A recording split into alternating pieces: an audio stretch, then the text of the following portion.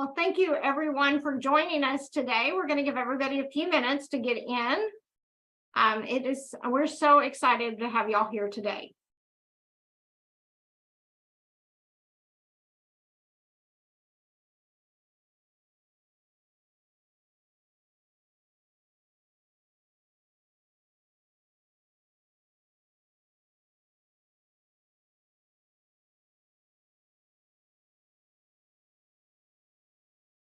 All right, it's 12:01. We're going to get started. We'll probably have a few more people jump on, but we're going to, want to just appreciate y'all being here at the beginning. So today we're going to be talking about checks cashed the same way. We're going to go over the informal versus formal purchase process. The session today is hosted by B2G Victory and RFP School Watch. So we are very excited to be coming together again this month. So B2G Victory has a wide variety of services for our clients that help them be successful in the government contracting space. From capability statements to actually helping you put together your proposal. We're going to help you walk through this entire process. We're here for you. We provide training, coaching, help you, like I said, put together your proposal. So we're here for you. So I'm Susan Repka. I am one of the co-founders of B2G Victory. I have 25 plus years helping small businesses grow their capacity, first through nonprofit, and then again through having a consulting company such as B2G Victory. With me today is Emily Kelly. Emily has been working with small businesses for over 12 years. She's been very involved in helping them grow their capacity as well. And she serves as our project manager. She will be one of the very first faces that you see once you become a client of B2G Victory. This is our entire team. And Emily right now is dropping all of our contact information into the chat. As we go through our program today, if you have a question, please drop that question in the Q&A box. We're monitoring it. RFP School Watch is monitoring it. So please drop the questions in the Q&A. We're going to be posting links and other information into the chat. So make sure that you are watching that chat as well. At the end of the program, you'll be able to download that information. Again, questions in the Q&A. So as we're going through this program, grab a piece of paper and start thinking of what your action plan is. Government contracting is a long marathon. It is not a sprint. So you need to start planning on what you're going to do this week. What are you going to do next quarter? Q3, Q4. Put together some action items that is going to help you be successful in this space. At the end of the program, we're going to ask you what are some of the things that you learned today. So start making some notes, put together your plan, and let's get started. So today's session is about understanding formal versus informal, how to do some research, some winning strategies, as well as we're going to go over some content that you might want to be putting in a proposal. Obviously, we're not going to go through any opportunity page by page. And our disclaimer, this does not guarantee a government contract from any government entity. So Emily and I are pretty engaging. We're going to switch off back and forth. You're going to see me for a while. You'll see Emily, and whoever is not on camera is managing the Q&A. We're going to give you some tools that you can implement immediately. We have time for questions, and we're going to help you put together your victory plan. We want you to listen and participate, test drive these ideas, provide us some feedback, and share your successes. This is what gets us excited. When we hear a client or someone who's attended our webinars, and they drop us a note and say, hey, we won this contract. I mean, that is what drives us to do what we do. So remember, questions in the Q&A, other information in the chat. We're recording this session and it will be on our YouTube channel next week. So we encourage you, if you want to go back and listen, there's some information you want to kind of slow down and listen to it again, visit our YouTube. You'll be able to listen to this as well as one of the other 80-something webinars that are posted online. So our partner today is RFP School Watch. So I am going to introduce Rick. If you want to say a few words, and then we'll pass it to Amy.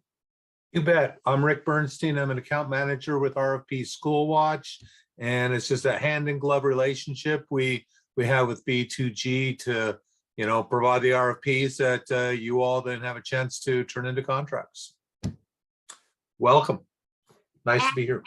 Rick will be in the Q&A. So if you have a question about RFP School Watch, drop him a question. He'll be happy to answer that. Yes. I'm going to check off right now and go be you there. All right, then we'll pass it to Amy. Amy? Okay, yes, thank you, Susan. Thank you, Rick. I'm super excited to be here again today with you all, B2G Victory. And we here at RFP School Watch, as Rick mentioned, are here to customize your accounts and capture those opportunities that are relevant and valuable for your, to your business. So just a few things I wanted to share today with all of you about what we do here at RFP School Watch. Just as this first screen, this first slide says, is we've got you covered. So I wanted to share a few ways of how we have you covered. So we'll move on to that second slide, if you would. Thank you. So one of the first things that I wanted to share is the fact that there are thousands of school districts, colleges, universities, counties, municipalities, and thousands of townships, independent school districts, and special districts as well across the U.S. That's a lot of ground to cover whenever you're searching for valuable bid opportunities in your market sector.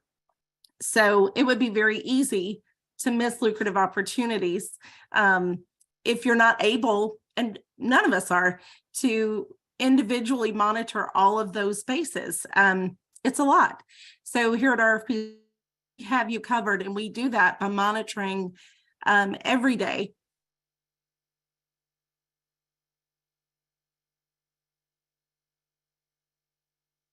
I think Universities. Okay. You froze for a minute. Okay, sorry. So we're monitoring every day the K-12 space, all colleges, universities, and state and local government offices for you, and for the bid opportunities that are valuable to your company. The third slide here, Susan has pulled up, is just mentioning the fact that a lot of people see RFP School Watch and they immediately think, oh, they only monitor for educational bids. So I just wanted to clarify that today, that we're not only monitoring for educational bids, but also the non-education opportunities that are posted daily in all of those spaces.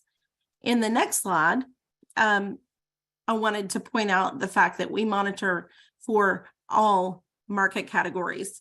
If you're just monitoring for opportunities in your specific market category, the great thing that you can do through our service is also monitor closely related markets that could also present very valuable RFP opportunities for you. You're able to gain valuable insight into opportunities that's possibly coming down the road or just around the corner. So we can help you to identify those other closely related markets and be able to increase your bid opportunities that way as well. So on the next slide, the other thing that our clients get to access is unlimited keywords. If you're not using your keywords to the to the max, then that's something that we can help you do here by customizing and helping you with keyword development. You're going to use specific keywords that best describe your services and products, but we can also help you to identify additional keywords and overarching categories and keywords that can help increase your bid opportunities. Next, finally, if you would like to get samples for bid opportunities in your market sector, this is a great way to get started. You can reach out to us and we can get samples over to you. And if you'd like to get started and customize an account, you can do that as well. We'd be happy to set you up and get you going. Be sure to use this promo code to get started today and save 10% on your first year. So thank you so much. Let us know if you have any questions. All right. Thank you, Amy. Mhm. Next, we're going to have Emily come up and she's going to talk about some of the really big numbers. Oh, sorry, I went the wrong way. Hi, good afternoon, everybody. So as Susan mentioned, there's some pretty impressive numbers that represent the purchasing power in the education space. So the annual spend for school districts, colleges, and universities is more than $1 trillion. So there's a lot of opportunity out there. And what we're going to talk about a little bit today is how to find it, what the different types of opportunities look like. So we wanted to start here because this is really impressive, right? That means there's more than $1 trillion of opportunity out there for your business. There are more than 3 million bids and RFPs published annually in the education space. And as Amy mentioned, more than 13,800 school districts across the United States. So again, lots of opportunities out there.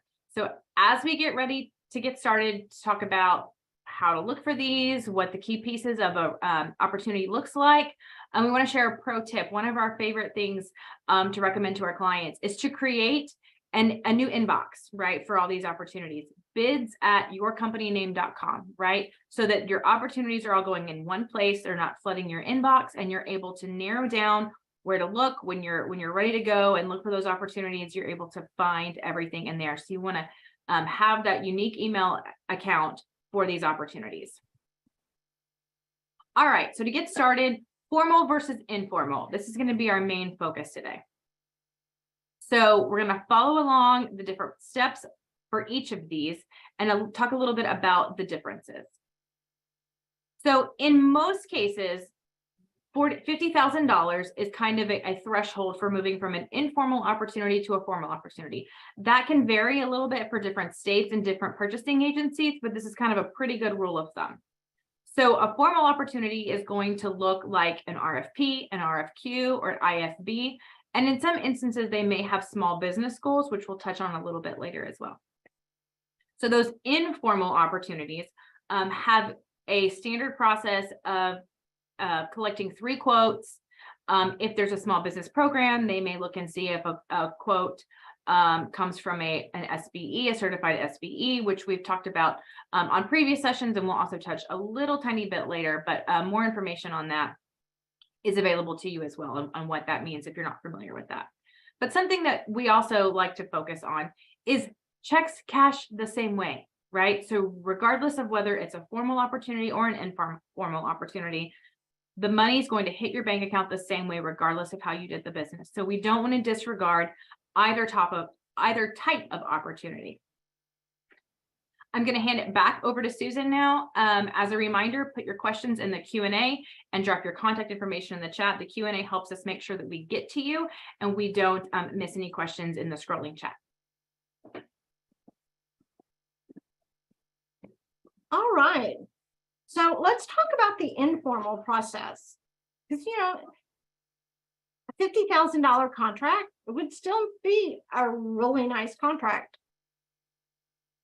So each entity has their own process that allows for informal bidding. They are going to set the dollar amount of that threshold. And some of them have kind of multiple levels. So one entity, if it's under 10,000, they only need to get 2 quotes. If it's over 10,000 but less than 50,000, they need to get 3 quotes, and one of those needs to be a certified small business. So different processes. So for example, Houston Independent School District, they have a small business program. So they expect in the informal process to get at least 1 quote from a certified small business. So some of the benefits to going through an informal process versus a formal process. Well, you're giving a quote. It may be a written quote, it may be a quote on the phone, but it is not the fairly large submission for a formal process. If the entity has a small business program, this allows these small minority women-owned businesses to participate, even if they are too small to do a really big job.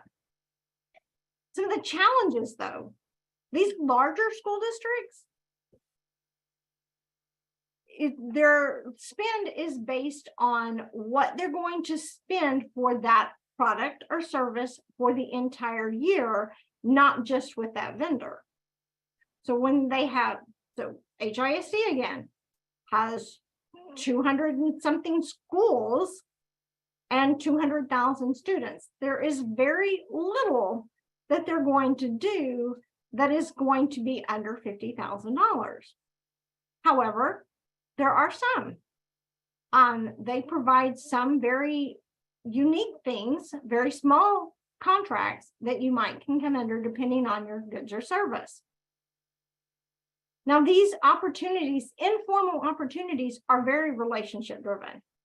If you are not in their database, if you haven't registered on their website, or, if you've gone to some of these school districts is maybe doing a meet the buyer, or they're going to be at another event, this is a great time to get to know their small business person or their some of their buyers at these events, because these are pick up the phone and give a call or send an email, not these formal that are posted on their website. So it's very, very relationship driven. The buyer needs to know who you are and what product or service you provide. So who remembers Schoolhouse Rock, where how does a bill become a law?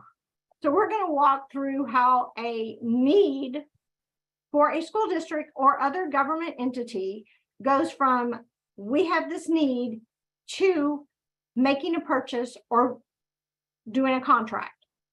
So we're going to follow a road of how this works. And both informal and formal have a lot of the same stops, but some of the stops are unique to that process. So step 1, how are we going to procure this goods or service? And a lot of that's going to depend on what it is they're procuring. Obviously, if they're building a new school, it's going to be a formal process, and it's going to go through an RFQ, then an RFP. But if they're buying a very specific, smaller item, then it could be a informal process. So they need to kind of gather that information of what's the best way to procure this. Then they need to look and make sure that the value for the entire year does not exceed their particular threshold. So they have to consider how much they're going to buy now, but also could there possibly be some change orders? Or we're going to amend this, that we're going to need more products and service? If it's close to that $50,000, they're probably going to go ahead and do it as a formal bid opportunity. So they're going to have to sit down and think, okay, how much are we going to buy? Who's all going to use this? And determine where that threshold is. So in the informal process, what they're going to do now is they're going to go through their internal database. Most school districts, most government entities have a process in which businesses create an online profile. Think of it as Emily likes to say, an internal Google for them, right? So they're not going to go out and Google for businesses that provide this service. They're going to go to their internal database. They're going to search for that particular NIGP code or keyword that's in your registration, and they're going to pick 3, 5, however many they want to, their process allows, and ask for quotes. That's why it's important to register on these school districts' website. But as Emily, said, there's a lot of school districts. So one of the ways you can find out whether there's good opportunity for you at these different schools, sign up for RFP School Watch, and they'll start sending you information, and if they're buying your goods or service. Once you register on these school districts, you still need to go in and update your profile. We highly recommend that you go in and look at it every 6 months. As Amy was talking about keywords, just because you call something A, somebody else may call it something different.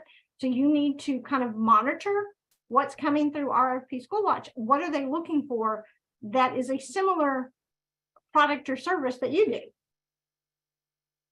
So use what's coming into your inbox to take a hard look at what your profile is saying about you, because that's how these school districts are going to find you. Next, they're going to advertise. Some entities will put their informal bids on their procurement site so that RFP School Watch will pick them up. Some of them do not. So it's an email or a phone call to those with the NIGP codes that are relevant. Some of them require that the quote be emailed to them, or some of them will just say, hey, just give it to me over the phone, follow up with an email. So make sure, again, your NIGP codes, your keywords are correct, because these informal bids are going to come. Well, it helps if I flip the slide. These informal bids may come through your email.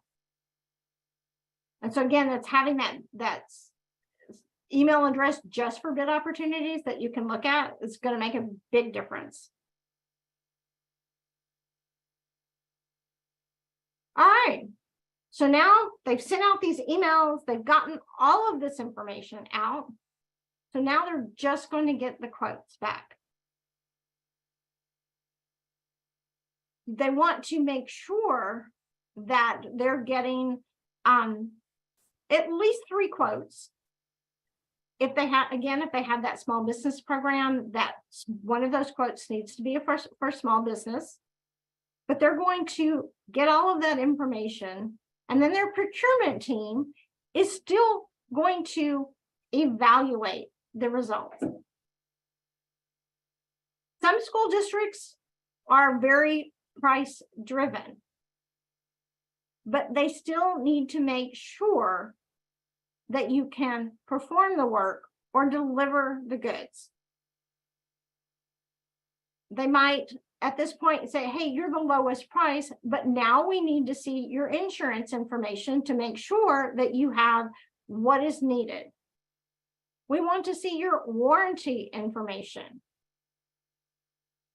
If for any reason, at any time, you will be on our campus, we want to see background checks of any individual that will be on our campus.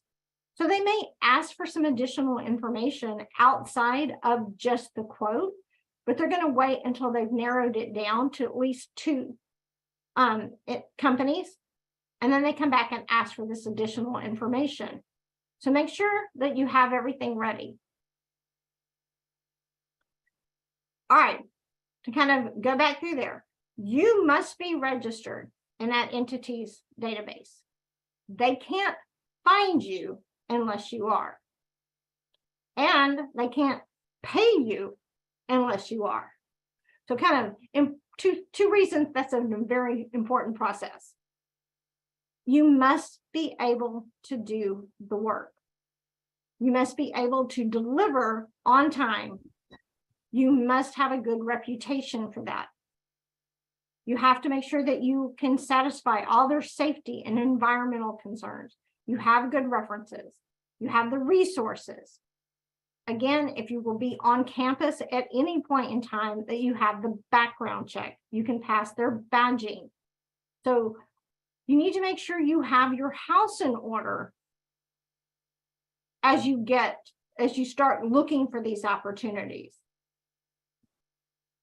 And again, RFP School Watch can help you do that, because you're going to get bids that may not be your goods or service that you offer, but you can go through and say, what insurance information are they looking for?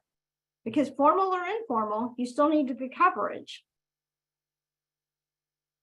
What type of background check are they asking for? Well, we can go ahead and get that done. So again, use this information to help you build your library and whatever is going to be needed for those school districts that you are targeting. All right, so the procurement team has met. They've made their decision. They've picked out their business that's going to do that. At this point, they're going to issue that PO, that purchase order, and they're going to make and document the process, any purchases they've made. They're going to put together all of the insurance information, and this way everything is handled. It's an easy process for the small businesses as long as they have everything ready and in order. All right, any questions, please drop them in the Q&A. How are we doing over there, Emily? Good. All right, so we are going to go now into the formal process. Again, we're going to take pretty much the same road. There's just a couple of different stops that we'll talk about. So we won't go through every stop. Some of them are the same, but we're going to go through a few of them. So the type of procurement. They have to decide that. Now, the formal process is a little bit more challenging for the small businesses. So we're going to explain a little bit of what a formal process and type of procurement is. Well, it can kind of be stressful and make you pull your hair out. So we've been doing this for quite some time, and there are many days that this is how we look as we're going through this, going through a bid, putting together a response. But we're here to help you. We'll be the ones pull our hair out. You'll be good. We'll just help you through the process. So there are a lot of acronyms that are used: RFP, RFI, RFQ, IFB, CSP. There's just a lot of different acronyms of different formal processes. We're going to pick 3 of the most popular processes and sort of walk you through what these are. Now, obviously, we're not going to go through step by step, but we're going to give you some high-level information so that when you see these acronyms, you know what they are expecting. So we're going to focus on the RFQ, an IFB, and an RFP. All right, these are 3 vehicles that might be found on this road. So an RFQ, a request for qualification. I need this done. Are you qualified to do the work? Design it, build it, deliver it. So they're fairly easy to prepare. There's no pricing. Do you have the qualification? Does your team have the qualification? Have you done this work before? Provide references. They're going to have attachments. They'll have forms. So basically, do you have the capability and capacity? And we want to know, not only have you done this work before, but how are you going to handle our particular project? They will evaluate you based on qualifications, not on pricing. These are really popular engineering and architect, especially if the school's gone after, it's got a bond, right? So they need someone to design that school. An IFB, an invitation to bid. Whereas an RFQ has no pricing, this is very much price driven. I need this done. I need these goods. I need these services. What will you charge me? So you are going to have to provide additional information aside from pricing, but price is king in this instance. So as you're looking at the evaluation in this bid opportunity, normally 30 to 40% is based on your pricing. They still want to make sure that you have the capacity and the capability to do the work. They want to know that that you're qualified, that you've been in business long enough, that you have references. And if if it requires bonding, if you have that bonding. But price is the most important part of this. So you're going to have to sharpen your pencil. You still need to make a profit, but you need to make sure that you can deliver that product or service in a price conscious way. The next one is an RFP, a request for proposal. And a lot of people just use the word RFP to kind of talk about any opportunity. So a request for proposal is a combination of an RFQ and an IFB. You are going to provide pricing, but you are also going to provide qualifications. This is the longest one or longest type to prepare. You're going to have the biggest package out of the three of them. So basically, I have a problem. What is the best solution? How much will it cost me? And are you qualified to do it? So you're going to have your resumes, your team resumes, your org chart, how are you going to get their project done? You need to understand the agency that you're submitting this bid for. I need to understand what their pain points are and what makes your company different from your competitors. So this takes much longer to prepare, and it's going to have both your pricing and your qualifications. All right, so we're going to go through the value of the year, the advertising. So one of the stops along a formal process is a pre-bid or a pre-submission conference. Now, those at one time were all held in person. Now, I would say about 75% of them are virtual. But it's your opportunity to meet the players. Who are the small businesses? Who are the companies that are going to be playing in your sandbox? You're going to hear from the buyer. If there's a small business program, you're going to hear from the person that leads that small business program. You're going to possibly do a walkthrough of the area in which you are providing a service, but you're going to get all of this information. If you attend, which you should, you will also get a list of everyone that has attended. That's a great opportunity. If it's in person, you can do this, hand out your capability statement right there. But if it's virtual, you're going to want to follow up with people with that capability statement. These are your potential partners. These are people that you can join their team to be part of this. Maybe this contract is too large for you, or maybe you're the prime and you want some subcontractors on it for a specific piece of the statement of work that you don't do. So this is a great opportunity. Now, if you did not attend last month where we went over what a capability statement is, Emily's going to drop the link to the YouTube session on capability statement.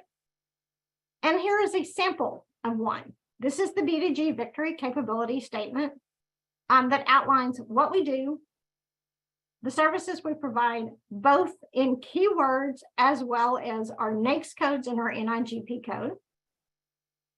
So this is information that you should already have listed on your RFP School Watch profile, because that's how you're going to get opportunities. So this is just a quick snapshot. We call this our company resume. All right. Emily, how are we doing on the questions and answers? Am I doing subcontracting? Yeah. Sorry. All right.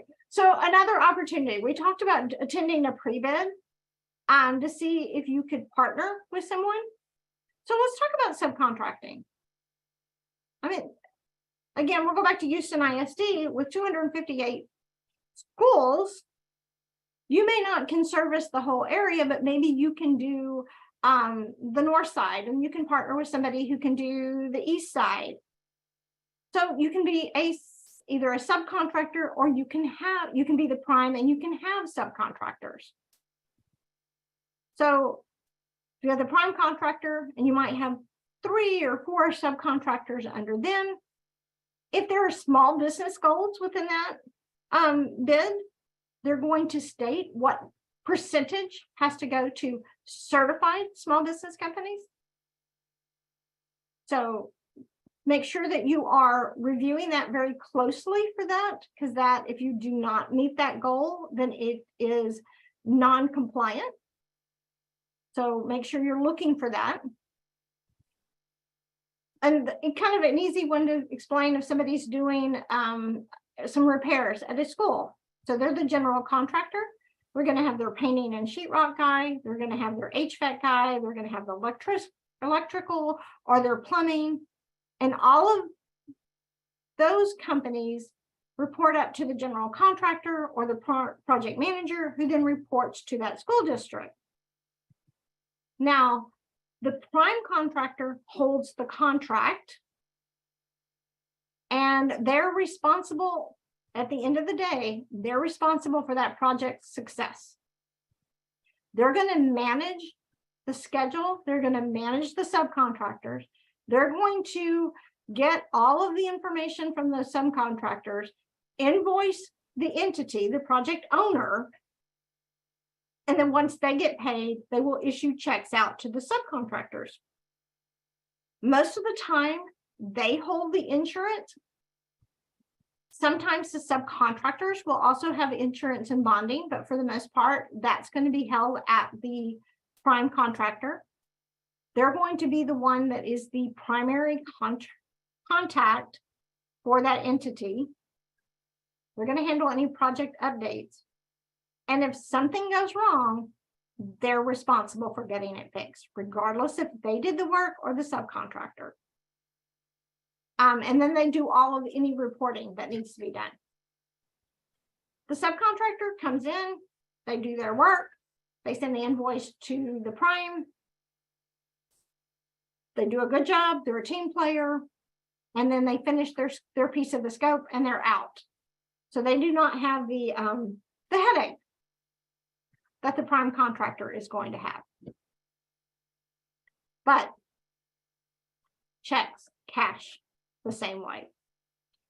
So you can, and this, being a subcontractor is actually a great way to break into government contracting, because you can count that experience as your experience.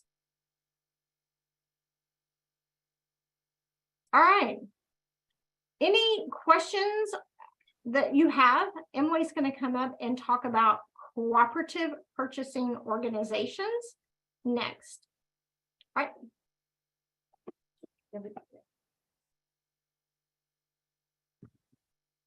All right, everybody. So as Susan mentioned, we are going to talk now about co-ops.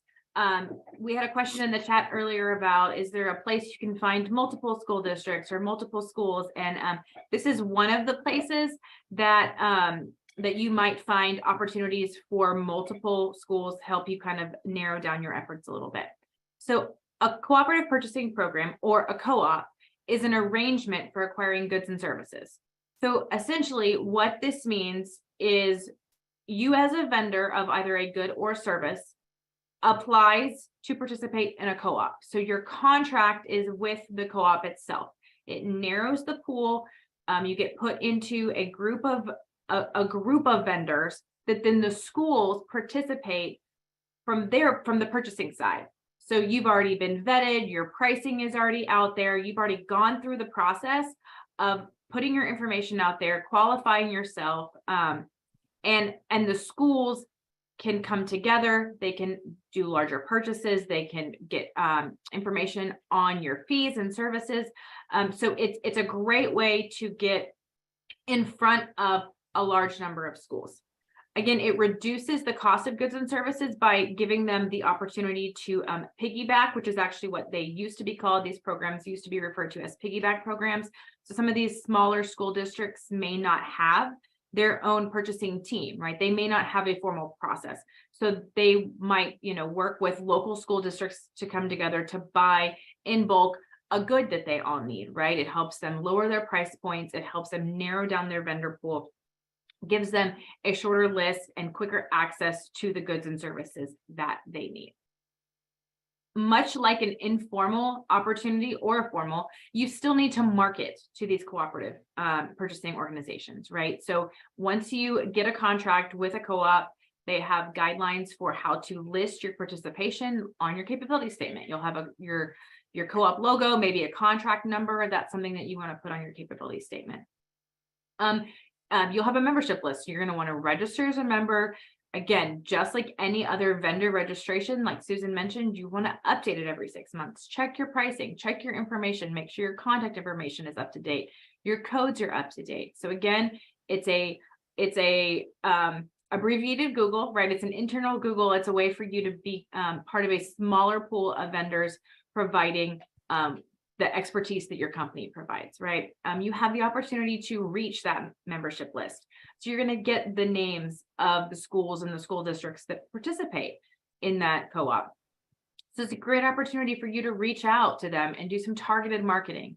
We don't want to send our, mass cold call emails, but make them personal, right? Find your key targets, right? The ones in your area, or the ones that maybe they just recently got a bond and they're going to need your services, right? Opportunity to narrow down your list, reach out to them, get that contact information, and make the most of that co-op contract that you have. Here's an example of just a couple of co-ops nationwide. Your state may have them. You may be specific to a particular service. I know there are some co-ops that are specific to catering and cafeteria needs, right? So food services for schools. So depending on the service that you provide or the good that you provide, there may be targeted co-ops for you and your business. Again, like in Texas, for example, they have what's called service regions. So there are specific service region focused co-ops that provide services to a multitude of school districts, but they're all within a region of the state. So we're going to talk a little bit in a second about research and how to find these. But this is a really great opportunity for you to stand out among the crowd, narrow down yourself into a smaller pool of vendors. Again, drop your questions in the Q&A. I'm going to let Susan step back in and talk about research as we start to wrap it up.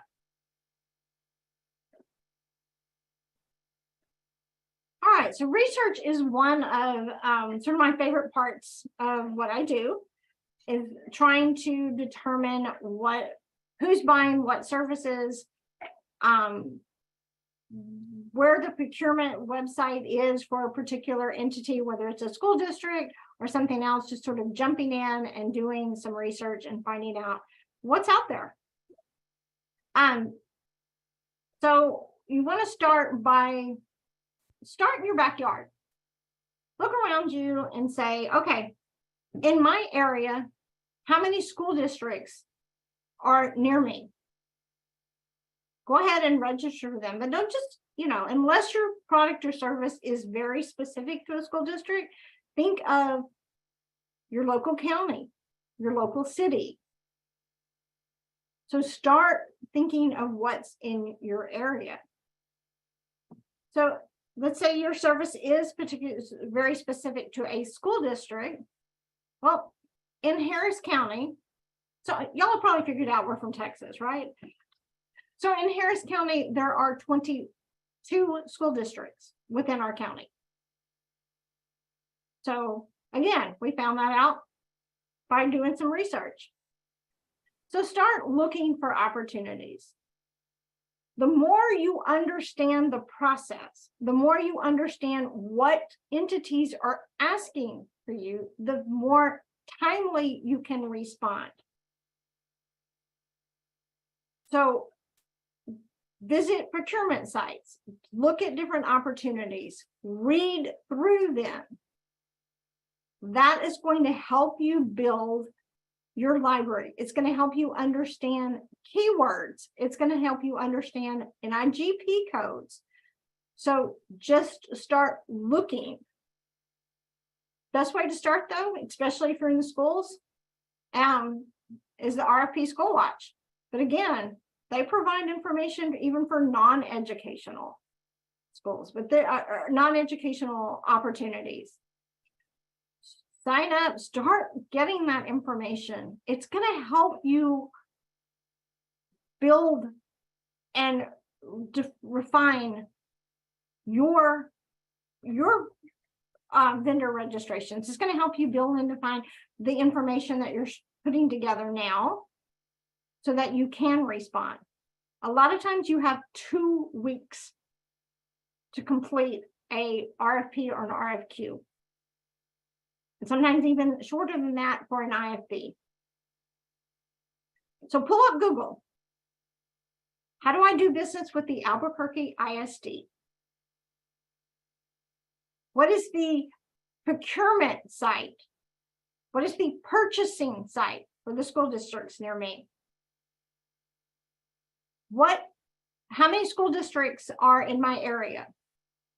Now that I've got this information, I've got the procurement site, I'm going to go visit that. How do they procure the goods and services?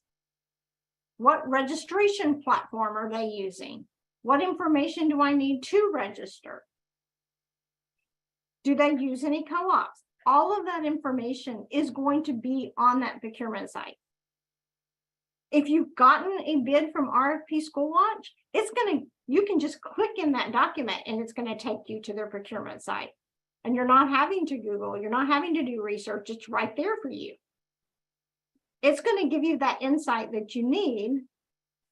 Some of the keywords that you're going to Google: purchasing, procurement, contracts, RFPs, RFQs, how to do business with, their business office, their business services, their finance, budget, human resource, especially if your service is very specific to the human resource area.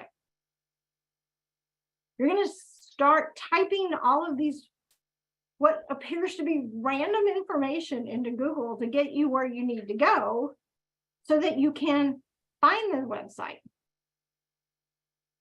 This is the school district for the Memphis area. How to do business with Memphis Shelby schools. And it's going to have everything that you need. It's going to have, a lot of times we'll have their procurement manual, how they run their procurement process. It'll explain what formal and informal is to that entity.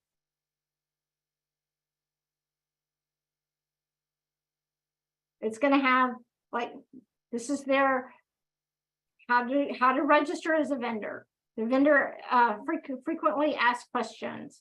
All of that information is right there. So you just keep looking for this. A lot of entities will have past bids posted on their procurement site. You can go back and look at different RFPs and RFQs and IFBs that have already been awarded. Some even have the pricing, the company that won along with their pricing. Great information to get. Also, if you find out that a bid has already been awarded, let's say it was awarded last year and it's a 3 to 4 year contract, so you know it's not going to come back out to contract anytime soon. You might want to just go, oh, that one's, I don't need to do anything for that for the next 4 years. No, this is the time that you want to get to know that buyer. This is the time you want to start having conversations with them. Because you don't know whether that vendor is going to be able to provide the services or the product they said they would. Something may happen and the relationship is no longer there, and they might have to go back out to bid, or they can say, you know what, I've got a company that can step in that I've met. I've got their capability statement. I've had conversations. I've met them at several events that I've attended. Use that time to develop that relationship. Informal bids are relationship driven. All right, we are getting very close to the end here. So any last minute questions? Any questions that we need to ask out loud? We're doing good here. All right, so I have a question for you, and you can drop this information in the chat. What are 1 or 2 takeaways that you're going to put on your action plan and do next week?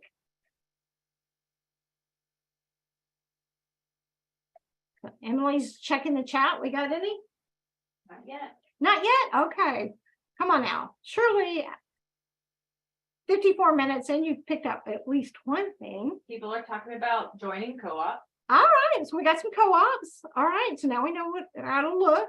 calling RFP School Watch. I like that one. They're going to call RFP School Watch. Amy, get ready for some phone calls. Googling so they can do their vendor registration. Okay.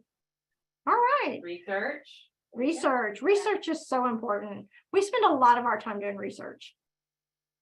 All right. So when you're calling RFP School Watch, you're having that conversation and you're ready to sign up. Remember the promo code WEB10. That is going to get, as I believe it was 10% off, correct? Yes. Yes. All right. And there's Amy's information. Just call her directly. She's amazing. Thanks, Susan. Thank you, Susan. All right. So we do have some additional webinars that are coming up. Our May one is Be Prepared, Win More Bids. June is How to Get Business from Any RFP. July, Responding Better, Faster, and Winning More Contracts. And then in August, we're going to kind of go back and just kind of reset everybody. Government Contracting 101. So we encourage you. I know that May registration is up. Is June registration up? Emily says yes, June registration is up as well. You can tell I don't get involved with that part. Our YouTube channel, and we are giving away a free capability statement when we get to 500 subscribers to our YouTube. We're a little over 300 right now. So we encourage you to take the time, visit our YouTube, listen to some of our videos. Some of these are full length, hour to 90 minutes. Some of these are very short snippets where you can find out. We've mentioned NIGP codes probably about 20 times today. If you don't know what that is, there is a video on NIGP codes that can help you understand what all of that means. We're also have some pretty exciting news that's going to be happening. So by the time we have our next session, we can share some very, very exciting information. We have a podcast, our Victory Cast has launched. For those in the construction, we're going to take the mystery out of surety bonds. We talk about how to leverage your banking relationship. And the most recent episode that has been posted is maximizing your certification and benefits. And we have 3 more that will be posted in the next 3 months, including a 2-part session with the Small Business Administration. Emily is going to drop in our event survey. So please take the time to complete this. This is how we improve upon the services that we offer. It's how we improve upon our different webinars that we offer. So we really, really do want to hear from you. All right. And here is our contact information once again. While we do not share our slides, because I did see somebody ask that, you will have a link to the recording next week. It'll be available on our YouTube channel. You can watch it. Our slides without what we're saying don't always make sense. So we do want to encourage you to listen as well as watch. And so that's why we post these on our YouTube. All right, any other questions? We are at 12:58. Amy, any closing remarks from you? No, just other than if you have any questions, want to know how RFP School Watch can help you capture and monitor relevant bid opportunities for your business, we'd love to work with you. So reach out, give us a call. All right. So Amy, Rick, Jill, thank y'all again for this partnership. This has been amazing. We are looking forward to the next 3 to 4 sessions that we've got scheduled. Please take the time to register for those and watch for your emails. The information will come out. So we're again really excited. We've got exciting news for next month. We're going to share with you as well. So I look forward to seeing everyone next month. Is there anything in the chat Q&A that we need to? No, we're doing great. All right. It is 12:59. I'll give you back a minute of your day. Thank you very much, everyone, for joining us, and we look forward to seeing you next month.